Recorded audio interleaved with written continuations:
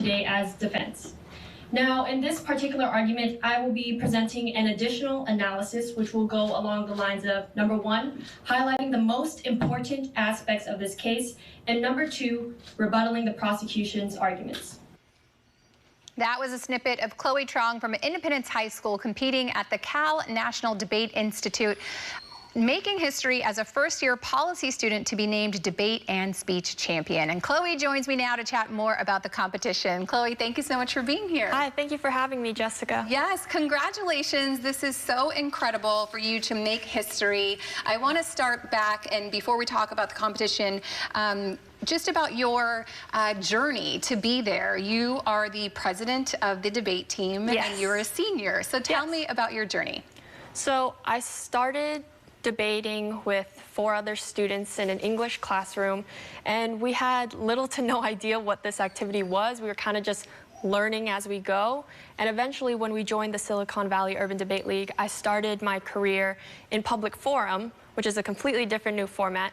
And then my senior year, all my coaches pushed me and encouraged me to do policy, which is one of the most challenging debate formats there is. And to be honest, I was very hesitant, but I caved during the summer, and then I went to the CNDI. What was it like for you making that change? Honestly, it was very difficult. I had to learn not only a new format, but I also had to come to terms with the fact that a lot of people who are starting this format start their freshman year, and I was a senior. So a lot of times I felt very behind in this format, and I felt like no matter how hard I worked, I wouldn't be able to catch up to those who are my age now. Yeah, but you did it. It served you well. Yes. You were the first ever first-year policy debater to be named champion. That is incredible. What was that experience like for you? It was probably one of the most impactful experiences of my life. To be honest, when I first came to this camp, it was filled of awesome debaters from across the country. I felt like I didn't fit in, or I didn't deserve to be here because of where I came from.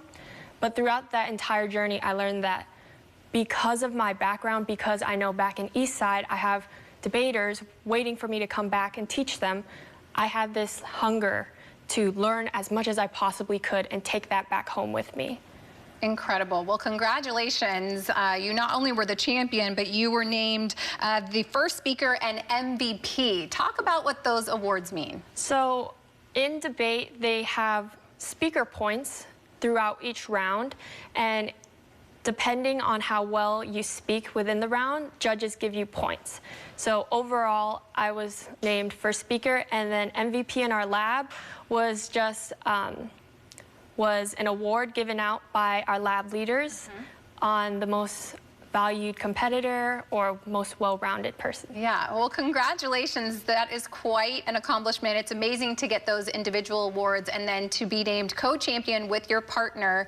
I want to talk a little bit about the tournament format, because this is a very, very steep competition. You kind of touched on it earlier, but the level of talent at this competition is just top-notch. People are coming in from all over, and then it's a 3-week camp followed by the actual competition. So tell me about the format and just how intense it is. Yeah, so when I came to this camp, I didn't grapple with the fact that I would be competing against all of these amazing debaters, some from Title I schools, and I came from a public school.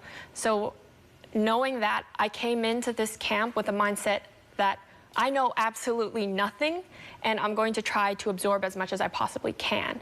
And when competing, it was very thrilling, but also exciting, because I didn't even believe I didn't even dream of being champion.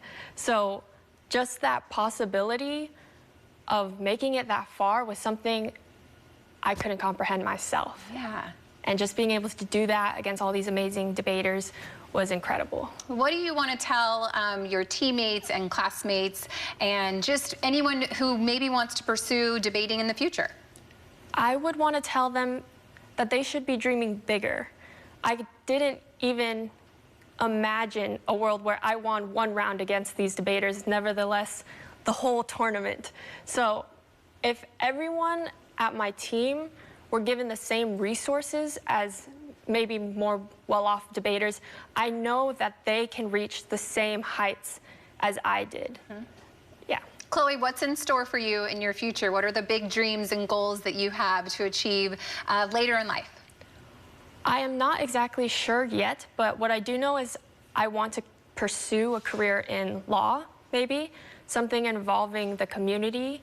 All I really know right now is I want to pursue a career where I can give back the same opportunities that were given to me. That's beautiful. Well, Chloe, I just want to congratulate you one more time. And you are going to be such an example to so many other people who can follow in your footsteps and just achieve anything that you set your mind to and even beyond, because you said push those limits, right? So I'm excited to follow your career and just congratulations. Thank you.